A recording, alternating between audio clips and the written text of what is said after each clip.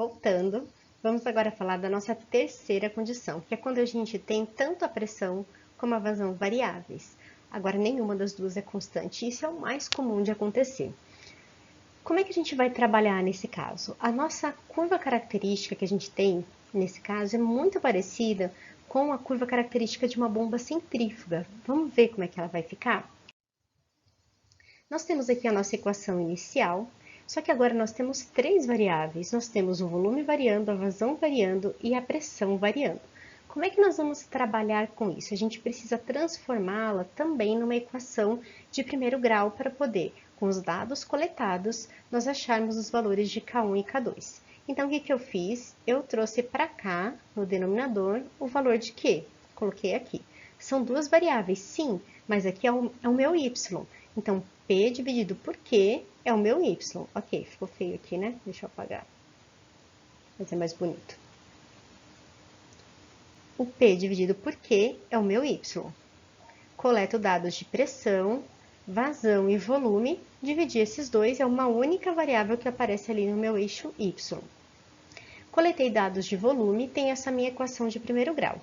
Então, aonde ele encosta aqui no nosso eixo Y, num gráfico de P dividido por Q por volume, é o nosso coeficiente linear, que é o próprio K2. E o ângulo, a tangente deste ângulo, é o nosso coeficiente angular, que é o próprio K1. No fim das contas, esse é o mais fácil da gente determinar, só que é o mais difícil de coletar dados, porque a gente vai ter três coisas variando, mas nada é impossível. E agora, para a gente determinar o tempo de filtrado? O tempo que não é tão fácil assim. O que a gente vai ter que fazer? A gente vai utilizar a fórmula a partir da integral. Mas agora a gente não pode integrar ele direto, porque varia tanto o volume como varia a nossa vazão. Então, a gente vai precisar determinar essa integral inteira aqui. Professor, e se a equação é muito difícil, eu não consegui integrar, o que a gente faz? A gente faz um gráfico, o gráfico que a gente tem aqui, olha. Qual que é a nossa integral? A integral é de 1 sobre Q vezes dV. Então, eu coloco no eixo Y 1 sobre Q, que é a minha função, e no eixo X o volume, que é a minha derivada, né? O que eu vou integrar ali.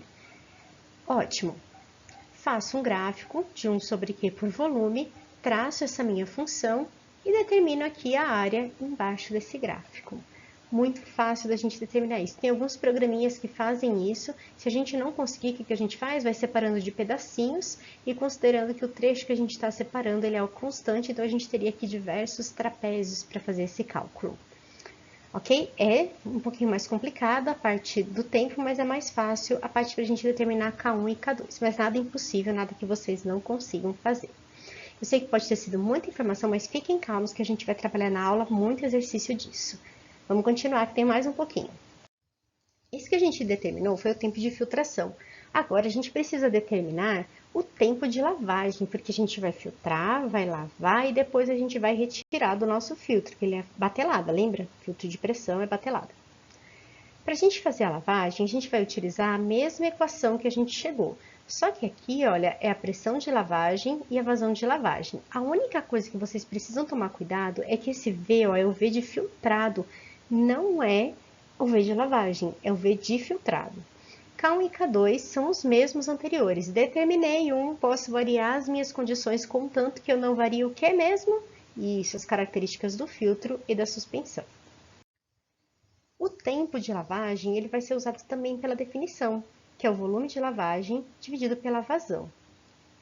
A gente pode determinar por essa fórmula, principalmente para o filtro folha, né? Mas para o filtro prensa também, mas alguns autores consideram 80% do tempo de filtração, ou 1/4 do tempo de filtração, 25% para o filtro prensa. Como a variação é muito grande, eu prefiro utilizar essa fórmula, porque ela vai dar uma noção um pouquinho melhor para a gente.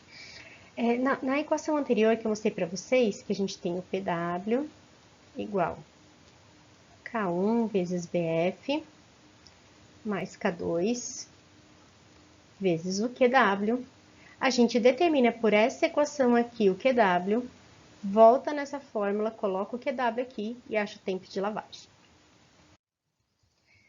Então, nós vamos conseguir calcular o tempo total de operação do nosso filtro, que é o tempo de filtragem, o tempo de lavagem e o TD, que a gente chama de tempo morto, né?